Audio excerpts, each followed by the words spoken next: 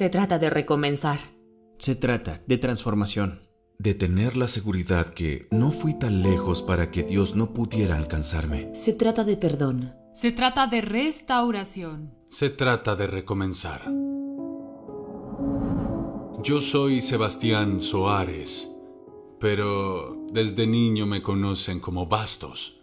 Yo soy una persona que nací en hogar espiritista. Llegué a comer alimento sacrificado al diablo. Mi nombre es Lucía. También nací y me crié en Alagoas. Pero mi familia también era una familia con muchos conflictos y mucha confusión. Porque mi padre era alcohólico, le pegaba mucho a mi madre y abusaba de mis hermanos. Y cada vez iba de mal en peor.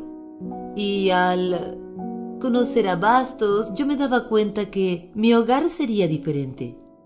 Y en 1978 tomé la decisión de casarme con ella, aún con la oposición de mi familia. Al tercer año del casamiento, incluso al segundo año de casados, ya comenzó a salir todo mal. Las cosas comenzaron a suceder de una manera asustadora. Recuerdo que yo salía con mis amigos el fin de semana tomando el dinero de mi trabajo y gastándolo todo bebiendo licor el fin de semana. Y ella estaba en casa sin comida. Yo era el causante de todo el pánico en mi casa, en mi hogar. Y fue un día que llegué, lo recuerdo muy bien, y ella habló conmigo, yo estaba embriagado. Y mientras ella hablaba, yo le levanté la mano y golpeé por primera vez el rostro de mi esposa. A aquella persona a la que prometí en el altar amar, allí la había realmente lanzado al suelo con una muy fuerte bofetada en el rostro. Solo Dios es el que podía hacer algo en nuestra vida, porque nuestro casamiento ya no tenía ninguna base, no teníamos cómo continuar. Al lado de nuestra casa vivía una señora que era adventista y nosotros no sabíamos. Entonces mi esposa fue donde su vecina, pues eran amigas, así, y le dijo, ¿me permitirías ir a esa reunión? Porque encontré muy bonitas esas diapositivas, eso que ustedes usan ahí. Y comenzamos a escuchar, y lo interesante es que ella me dijo, Bastos, vamos a comprar una Biblia. Yo aún estaba bebiendo. Todavía estaba maltratando nuestro hogar. Y comenzamos a leer la Biblia en el 12º estudio que el pastor dio, en aquel lugar al lado de nuestra casa. Y ella vino y me dijo, Bastos, yo no sé tú, pero yo me quiero bautizar. Entonces le dije, bien, entonces me voy a bautizar contigo. Y nos bautizamos en ese año, 1982. En el año en que nos bautizamos, amigos, lo primero que me propuse hacer fue evangelizar a mi familia espiritista. Y Dios me dirigió de una forma tan grandiosa que mi madre se bautizó a los 85 años de edad. Todos mis hermanos, excepto 2, todos ellos se bautizaron. Eran 8 hermanos, son 8 hermanos. La mamá de ella se bautizó y yo fui quien la bautizó. Más de 10 personas de su familia hoy están bautizadas en la iglesia adventista. Dios nos bendijo de una forma muy poderosa. Nosotros nos casamos, evangelizamos a la familia, toda la familia se bautizó y después Dios me dio la condición financiera para ver a todos mis hijos titulados en la universidad. Nuestra casa se transformó en una puerta abierta para los jóvenes de la iglesia, donde hoy, y se los puedo afirmar con absoluta convicción, ya bautizamos Lucía y yo, por el poder de Dios, a más de 1000 personas. Él me sacó de las tinieblas, de la oscuridad del sufrimiento, a una vida de alegría. Educó a mis hijos porque no fui yo. Fue Él quien los educó por mí. No tengo cómo pagar y sé que todo el mundo será feliz si hacen lo mismo que hice yo. Abrazar a Jesús sin dudarlo y sin demorar.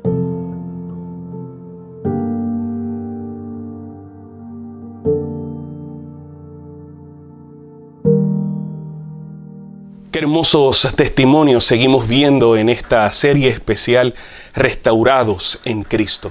Le doy gracias al Señor porque una vez más el Espíritu de Dios amonestó tu vida y te has conectado para recibir bendición. En esta hora quiero hablarte de que fallar no significa fracasar.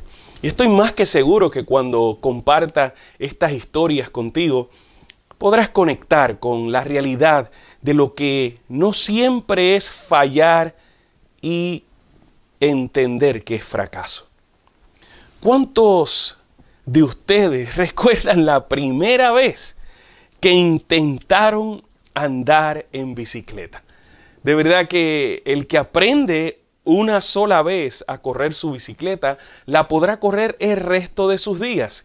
Pero solamente piensa en los momentos cuando realmente estabas tratando de balancear, mantener tu mirada al frente, la coordinación de los pedales, en fin, que no se te cruzara a nadie, era un gran desafío. ¿Quiénes de ustedes saltaron de la bicicleta y aterrizaron sin caerse o sin rasparse alguna rodilla? Yo creo que es imposible. Aún con la ayuda que teníamos, probablemente se hayan caído de la bicicleta muchas y muchas veces antes de lograr hacerlo bien. Inclusive, me acuerdo esos momentos cuando mi padre me asistía para que yo pudiera mantener el balance de la bicicleta aún con apoyo. Alguien los estaba apoyando, pero con todo y eso, más de uno de nosotros tiene la experiencia de esas caídas inesperadas hasta que finalmente se logró un día mantener el balance, ya ahí con las rodillas raspadas, quizás algún codo guayado, pero se logró alcanzar el balance y tomar curso después de tanta práctica. Voy a hablarles un poco acerca de los atletas. ¿Saben que el 90% de los mejores atletas del mundo no ganaron una medalla? ¿Usted escuchó bien? Los mejores atletas del mundo no alcanzaron una medalla. Por lo tanto, nos toca hoy preguntarnos si fallar es igual que un fracaso total. ¿Saben? Nosotros también, cada uno de nosotros, como ellos, como los atletas, como los que hemos tratado de aprender a correr bicicleta, sabiendo que nos hemos caído una y otra vez, como ellos, nosotros intentamos, pero no siempre ganamos. Saben que parte de la vida es fallar. Parte de la vida es caer. Parte de la vida es no dar en el blanco. Y si nos ponemos a pensar, evidentemente en uno que otro capítulo de nuestra vida nos hemos sentido así. Hemos sentido que hemos tratado, corrimos la carrera, hicimos el esfuerzo, pero la medalla no fue para nosotros. Hemos tratado de alcanzar la meta, hemos llegado, pero cuando vieron el tiempo, el cronómetro, decía que no alcanzamos el récord. Parte de la vida esencial es caer, es fallar. Nuestra vida termina siendo algo completamente diferente a lo que nosotros nos imaginábamos. Muchos han pensado iniciar un hermoso matrimonio y algo sucede en el camino que no estaba dentro del ideal. Otros iniciaron una carrera profesional y de repente pensaban que las clases iban a ser más simples y más sencillas y se dieron cuenta que en el camino la tensión académica crecía y crecía y muchos de ellos hasta desviaron aquel sueño de ser tal o cual profesional. Muchos de nosotros tal vez vivieron la ilusión de vivir en una ciudad, de tener una casa, de alcanzar una meta, pero lo que nos imaginábamos no siempre llegó a ser una realidad. La sensación de haber fallado nunca está lejos de la superficie. Por eso parte del caminar en la vida, parte de la jornada de la vida es caer. Pastor, ¿pero me estás diciendo que tengo permiso para caer? Pastor, ¿me estás diciendo que el cristiano cae? ¿Me estás diciendo, pastor, que tropezar es parte de la jornada de avanzar? Bueno, sí. Posiblemente hoy estás viviendo uno de esos días cuando abres tus ojos en la mañana y dices, ¿por qué? ¿Por qué tomé esa decisión? ¿Por qué abandoné ese compromiso? ¿Por qué decidí tomar el curso que no debí tomar? Ahora me encuentro en esta situación. Ahora estoy viviendo las consecuencias negativas de la realidad de mi decisión. Sí, la Biblia registra una y otra vez muchas fallas de sus personajes y muestra la vida tal y cual es. Yo creo que yo voy a fallar como ministro ordenado en la proclamación del Evangelio si les digo a ustedes que la vida cristiana no es caer, no es fallar. Tendría entonces que arrancar de la palabra del Señor, cosa que no puedo.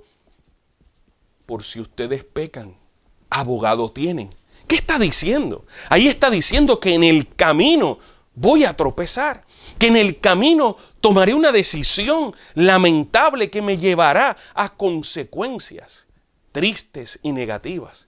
Está diciendo ahí, falla todo lo que tú quieras, haz lo que tú desees, importando poco lo que Dios pide de ti. Eso no es lo que dice ahí. Ahí dice que mientras yo prosigo al blanco, mientras yo camino, mientras yo avanzo, evidentemente una roca, una grieta, algo en el camino va a lastimar mi jornada y caeré. Pero si peco, abogado tengo. La palabra de Dios siempre, como les decía en el día de ayer, siempre en cada Getsemaní llega un ángel. Yo quiero invitarlos hoy a la palabra del Señor específicamente. Pudiéramos hablar de David, pudiésemos hablar, en fin, de Sansón, pudiésemos hablar del mismo Moisés, pudiésemos hablar de muchísimos personajes bíblicos que realmente en el camino y en la jornada de la vida tropezaron, cayeron, fallaron, pero no fue el final para ellos. Yo sé que hay gente que piensa que ser cristiano es no fallar. Hay gente que piensa que ser cristiano es una persona rígida, que come de tal forma, viste de tal forma, habla de tal forma y no comete ningún error. Esas personas están lejos de la realidad de aquellos que rodearon a Jesús mientras Jesús caminó en esta tierra. Están lejos de la realidad de la gracia y la misericordia que es para personas como tú y como yo, que frágilmente en el camino hemos tropezado en la vida. Abogado, has tenido. Abogado, he tenido. A Jesucristo, el justo, si yo decido por Él, para que me represente delante de su Padre. Uno de esos personajes fue el famoso Pedro. Tengo que en esta Semana Mayor, en la semana cuando muchos recuerdan la crucifixión y muerte del Salvador, tengo que hablar de Pedro. Es en el Evangelio según Lucas, el capítulo número 22, los versos número 54 en adelante, cuando vemos cómo arrestan a Jesús. Jesús había ya salido del Getsemaní y dice, y prendiéndole, le llevaron y le condujeron a la casa del sumo sacerdote. Y Pedro le seguía de lejos. Y habiendo ellos encendido fuego en medio del patio, se sentaron alrededor, y Pedro se sentó también entre ellos. Pero una criada, al verlo sentado al fuego, se fijó en él y le dijo, también este estaba con él, refiriéndose a Jesús. Pero él, refiriéndose a Pedro, lo negó, diciendo, mujer, yo no lo conozco. Un poco después, viéndole otro, dijo, tú también eres de ellos. Y Pedro dijo, hombre, no lo soy. Como una hora después, otro afirmaba diciendo, verdaderamente también éste estaba con él, porque es Galileo. Y Pedro dijo: hombre, no sé lo que dices. Y enseguida, mientras él todavía hablaba, el gallo cantó. Entonces, vuelto el Señor, miró a Pedro, y Pedro se acordó de la palabra del Señor: antes que el gallo cante, me negarás 3 veces. Y Pedro, saliendo fuera, lloró amargamente. Pedro, el gran Pedro, el que cuando de repente había que decir algo, por su edad, saltaba al frente y en ocasiones hasta habló primero que Jesús. En ocasiones también Jesús tuvo que decirle: Pedro, por favor, no te toca. En ocasiones le dijo: Satanás, apártate de mí, por el espíritu que estaba usando a Pedro. Pedro, el que evidentemente luego lo vemos en la proclamación del Evangelio, cuando miles y miles de personas se bautizaban en un solo día. Pedro, fallando, negando a Jesús. Jesús le había advertido que antes que aquel gallo cantase en aquella madrugada, Pedro lo iba a negar en 3 ocasiones. Y en un lapso, en ese tiempo, una y otra vez, ¿se pueden ustedes imaginar cómo les retumbaba a Pedro? Uno de esos, de los personajes que le estoy mencionando, después de David, Moisés y otros, fue Pedro. Pero Pedro caminó al lado de Jesús y falló. Pedro escuchó a Jesús y falló. Pedro vio los milagros de Jesús y falló. Eso me lleva a mí a pensar que tú y yo somos frágiles. Pedro caminó con el Maestro. Pedro disfrutó de su presencia. Lo vio orar aquel día en el Getsemaní. No aquel día, cada vez que Jesús se retiraba a orar. Recibió el ejemplo constante del bendito y hermoso Hijo de Dios. Y Pedro falló. Saben, Jesús fue traicionado por Judas y fue arrestado cuando estaban en el jardín del Getsemaní. Y ambos personajes fallaron. Falló Judas y falló Pedro. Ambos tienen en común la realidad de que fallaron a Jesús. ¿Sabes que el fracaso no es fatal si reconocemos que todos fallan? Yo no te puedo decir, de los discípulos, ninguno falló. Yo sí te puedo decir que había uno que constantemente decidió estar al lado de Jesús. Ese era Juan, conocido como el discípulo amado, pero no puedo decir que no falló. No puedo decir que uno de ellos no dudó. No puedo decir que le faltó la fe. Aquel día, cuando Jesús le dijo: denle vosotros de comer, varios de ellos salieron y brincaron y le dijeron: Jesús, pero ¿cómo? ¿Dónde conseguiremos tanto pan para todas estas personas? Ni 200 denarios darían para darle de comer a toda esta gente. Y unos minutos después, aquellas canastas lanzaban pan y pescado para una multitud que, sin contar mujeres y niños, todos comieron hasta saciarse y sobraron 12 canastas llenas de bendición. Esos que estaban allí y que vieron eso, dudaron, fallaron. Todos nosotros fallamos. Judas, Pedro, ambos fallaron. El fracaso no es fatal si recordamos que el amor y el perdón de Dios no dependen del éxito. Pastor, ¿pero qué me estás diciendo? Se supone que un cristiano tenga éxito, que un cristiano no falle. Pero es que no es el éxito el que hace que nosotros ganemos el perdón de Jesús. Es la gracia, la misericordia, el amor eterno que Jesús tiene por ti y por mí lo que hace que ese perdón sea efectivo a través de la fe en tu vida y en la mía. No es que nos portemos bien, no es que digamos las mejores palabras, Evidentemente, el que ama a Jesús, Jesús mismo lo dijo, el que me ama, guarda mis mandamientos. Evidentemente, el que ama a Jesús da un fiel y honorable testimonio de ser un seguidor de Jesús. Pero no todo el que da un honorable testimonio proviene de el resultado de una relación con Dios. Porque ahí en el grupo estaba Judas, ahí en el grupo andaba el que finalmente fue el traicionero, caminaba con Jesús.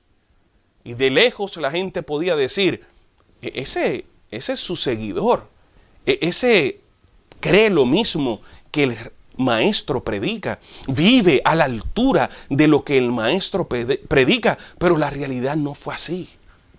El éxito no es señal de que hemos sido perdonados. El arrepentimiento genuino es aquel en el cual el ser humano siente tristeza, angustia por el pecado e inmediatamente abandona la práctica de ese pecado. Una vez se acercó, entre tantos, miles de jóvenes que durante toda esta trayectoria ministerial se han acercado a este servidor y me dijo, pastor, ¿por qué le pido perdón a Jesús hoy y mañana vuelvo y caigo en lo mismo? ¿Por qué entonces vuelvo y le pido perdón a Jesús y yo sé que Él me perdona y vuelvo otra vez y caigo en lo mismo? Y yo mirándolo a los ojos le dije, querido joven, nunca te has arrepentido. Porque el arrepentimiento causa una tristeza tan profunda en el corazón que lo vemos en la vida de Pedro. Pedro dice la Biblia que lloró amargamente. ¿Por qué? ¿Por qué? ¿Qué era lo que le dolía a Pedro? A Pedro le dolía el haber negado al Maestro. Ese intenso y profundo dolor, esa tristeza que causó el haber rechazado a Jesús y no ser fiel y leal a decir sí soy su seguidor, por temor a que lo agarraran y también lo llevaran a un calabozo y finalmente lo asesinaran en el Gólgota. Por miedo, por cobardía, tal vez porque dudó. Pero Pedro, a diferencia de Judas, que vivió remordimiento, no es lo mismo vivir un arrepentimiento que un remordimiento. Yo no sé si en el día de hoy estás considerando entre la línea de vivir en el remordimiento de lo que hiciste, cómo fallaste, o en la línea de ir al otro lado y decir, esta tristeza es muy grande, me arrepiento, ando buscando que el Señor cambie mi vida. Él lo puede hacer. Pero lamentablemente el control que tomó Judas sobre aquel remordimiento, en vez de ir a Jesús, en vez de acercarse a Jesús, lo había llamado hasta amigo. Jesús le dijo amigo a Judas.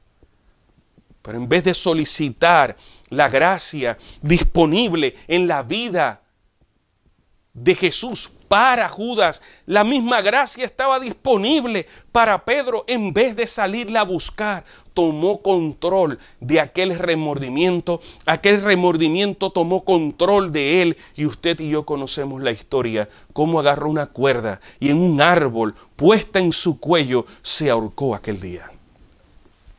Pedro, dice la Biblia, que lloró amargamente. ¿Qué tipo de mirada le dio Jesús a Pedro? ¿Qué hizo que quebrara su corazón? ¿Qué ojos fueron los que pusieron su mirada en los ojos de aquel pecador que había fallado? Pedro había fallado. ¿Cómo fue que Jesús lo miró? Yo quiero compartir con ustedes que la realidad de Pedro se desboronó su corazón. Después de aquel momento, y lo único que pudo hacer fue salir y llorar amargamente. Los detalles los comparto con ustedes del deseado de todas las gentes. En aquel amable semblante. Leyó profunda compasión y pesar, pero no había ira.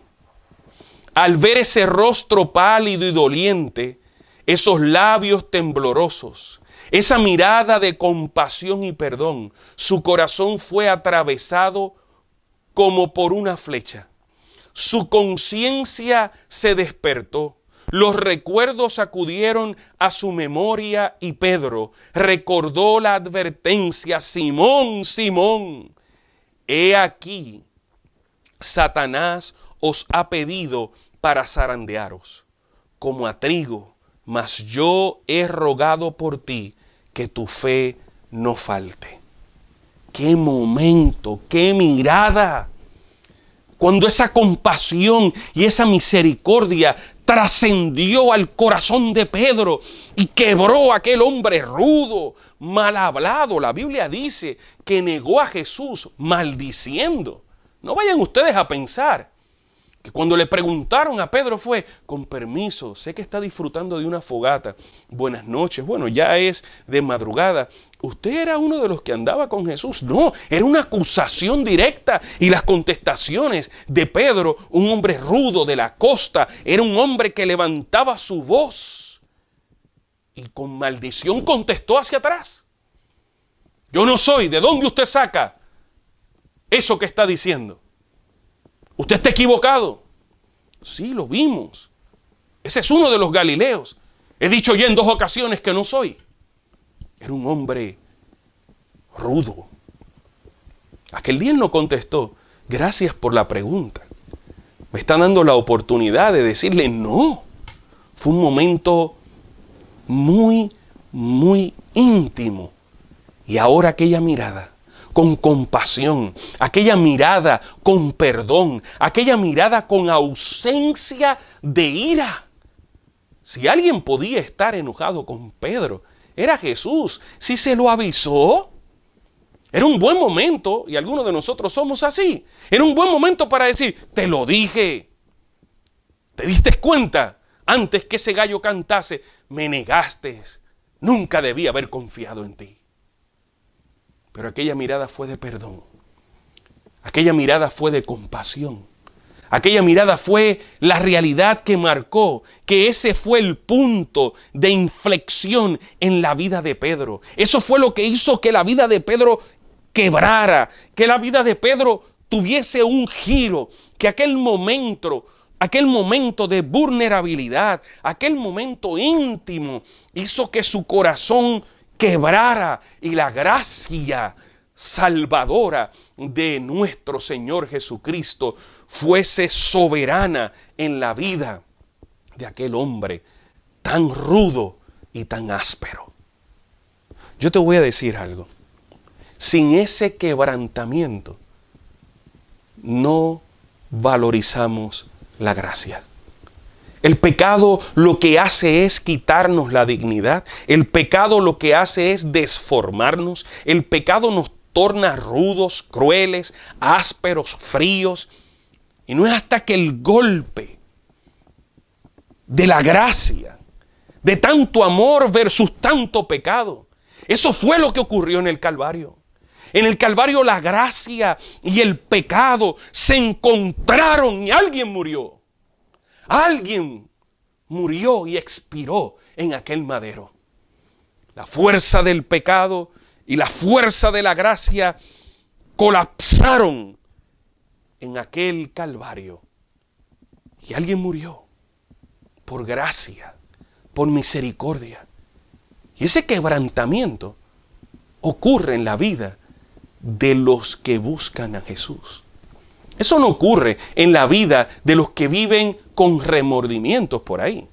Hay mucha gente que lo que hace es negar al Señor, que es aquello, lo otro, y viven completamente amargados, porque no le han dado espacio a ese golpe de salvación, no le han dado espacio a ese momento cuando el amor echa fuera el temor, cuando la luz echa fuera las tinieblas.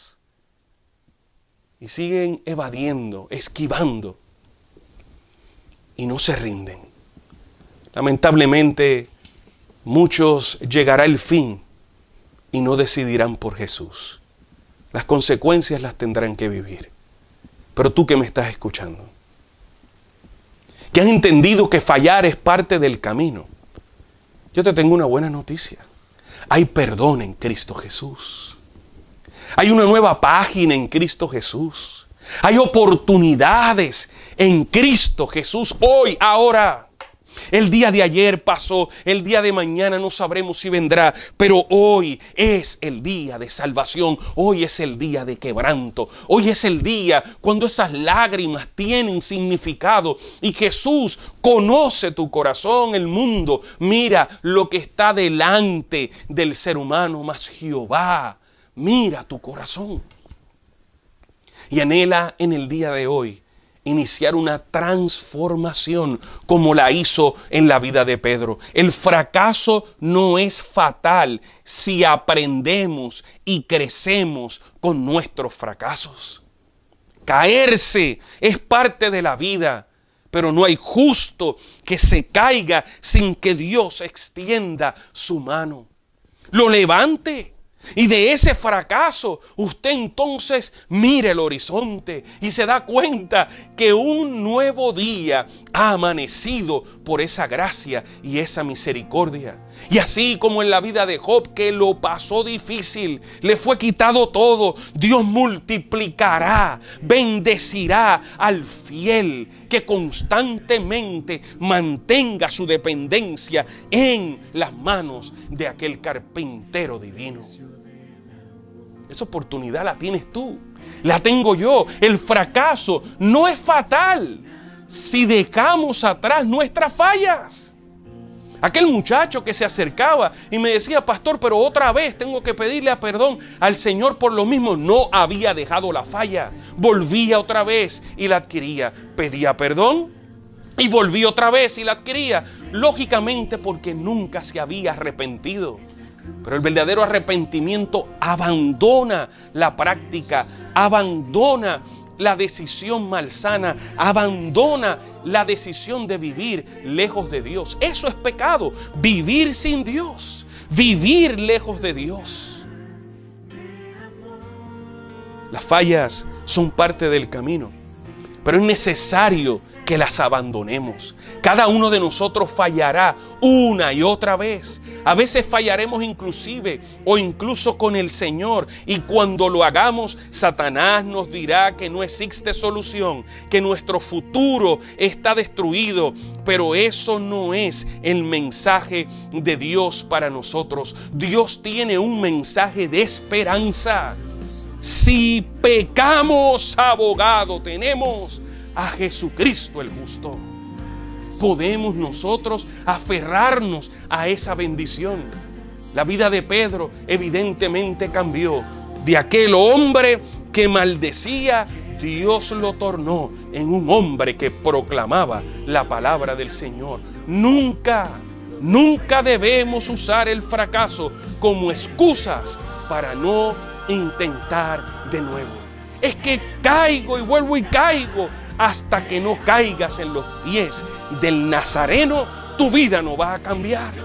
Pero el día que caigas a los pies de Jesús, el Jesús que está vivo, el Jesús que todavía perdona, el Jesús que todavía limpia, el que todavía restaura, tu vida cambiará para siempre. Bien lo dice Proverbios 24:16, porque 7 veces cae el justo y vuelve a levantarse. Confiemos y recordemos, en primer lugar, que la falla no es falta si reconocemos que todo falla, que el amor y el perdón de Dios no depende de nuestro éxito, que debemos aprender a crecer con nuestros fracasos, debemos dejar atrás nuestras fallas y seguir adelante.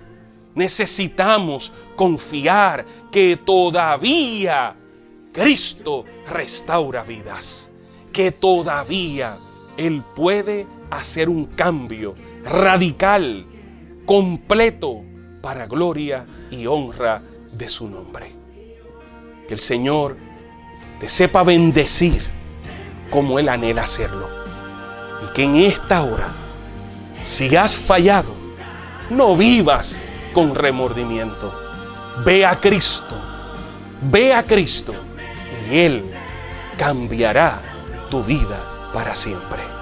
Que las palabras de este sagrado libro caigan en el corazón de alguien en esta hora que decida arrepentirse y, como Pedro, levantarse y vivir los mejores días de su vida. Que tu bendición descanse en la vida de todos aquellos que hoy nos escuchan. En el nombre de Jesús. Amén.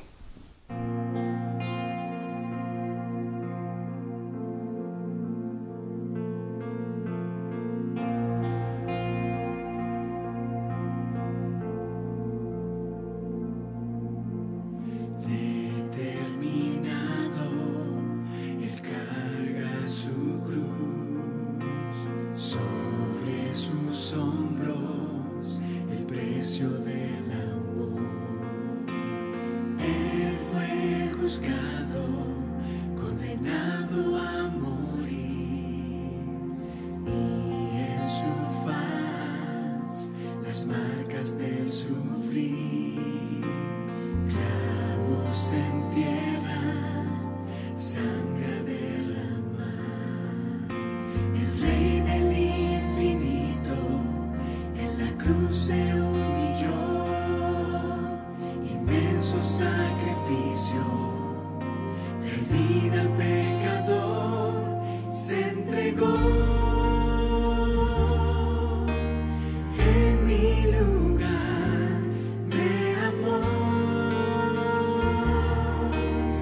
sin yo merecer restauró lo que un día quebré, mas resucitó y hoy Él vive.